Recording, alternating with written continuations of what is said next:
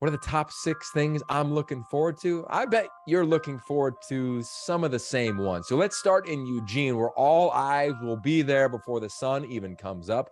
Yes, college game day. Welcome on back to the West Coast as the Ducks host UCLA. Both teams have a lot of promise. There is a lot at stake. And for the Bruins, they have not lost yet this season under Chip Kelly. Yes, the same Chip Kelly who used to roam the sidelines at Oregon and really took that program to unique heights. So we talk about this game. There's a lot to dive into. I got 3 huge elements. Number 1, how about just overall the game? We're talking about teams that score 1 and 2 in the league in points. We're talking about 41, 42 points respectively.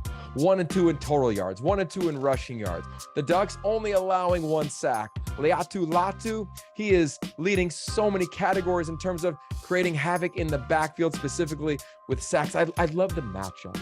Number 2, how about the quarterbacks in these backfields? Dorian Thompson-Robinson, Zach Charbonnet, going up against this defensive front 7. Talking about Brandon Dorlus, one of the top players in America on the defensive line. Noah Sewell, one of the top linebackers in America. How do they manage DTR and Zach Charbonnet? It is going to be a blast. Flip it on the other side. My third favorite part of this ball game is the Oregon Ducks offensive line. I think it's the best offensive line in America. How do they handle a front 7 for UCLA that is dramatically active? That's going to be the storyline. Let's not forget, Oregon has 3 offensive linemen that thought about jumping in the NFL that decided to come back. They're going to play 3 or 4 different running backs pending the situation. And their quarterback, Bo Nix, incredible command of this system under Kenny Dillingham. So I can't wait to watch that matchup. The offensive front and Bo Nix against the front 7 of UCLA. So yes, out of the top 6 things I'm looking forward to this weekend, the top 3 come in the form of the UCLA-Oregon matchup. The 4th thing I'm looking forward to this weekend, I'm going to leave Eugene and I'm going to punch down to Stanford, California. I'll be there on the farm with my partner JB Long this weekend and Ashley Adamson and our pregame crew, the tailgate crew will all be there. And we got 2 teams coming off of a win. Arizona State in dramatic fashion with their backup quarterback, Trenton Bourguet.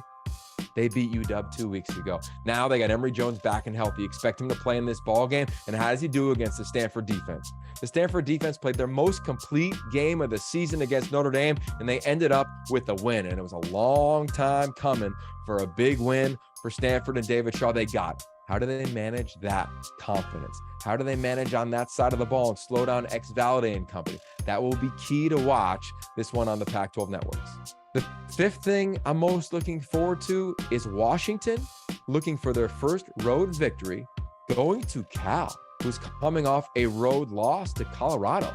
Colorado's first win of the season. Justin Wilcox, this program, pretty frustrated. How do they channel that frustration? Can they move the football against a defense that has had 7 different starting lineups in their first 7 games of the season?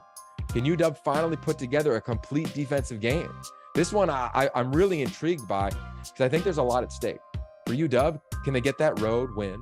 And for Cal, can they get back on track? This was a team who we thought had the most explosive offense in the Justin Wilcox era, and they've struggled scoring points in their last 2 games.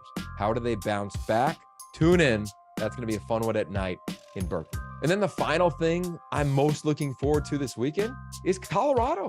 How do they manage this excitement, this energy? The interim head coach, Mike Sanford, has this team playing connected.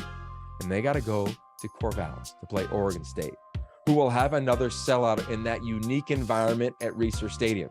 Who's playing quarterback for Oregon State? We'll find out as the week goes on. Is Chance Nolan cleared and ready to go, or is Ben Gulbranson the starting quarterback again? He's played solid. This offense has run the football well. Damian Martinez has looked like the back we thought he would be when he signed at Oregon State. I could see this game going back and forth. I'm looking forward to watching who plays quarterback at Colorado. We'll see what happens there. There's a lot of storylines that I think will continue to develop as the week goes on, but definitely looking forward to see which team can keep a win streak going.